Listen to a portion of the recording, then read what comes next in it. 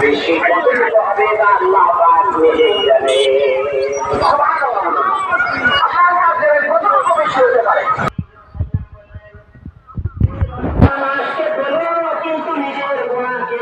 করতে পারলো না, ওই ব্যক্তির জন্য আমি রাসূল দোয়া করে যাইতেছি যে সেই ব্যক্তি যে রমজান মাস পেল কিন্তু নিজের গুনাহকে মাফ করতে পারলো না, তার জন্য আমি রাসূল দোয়া করতেছি সে হালাক হয়ে যায়।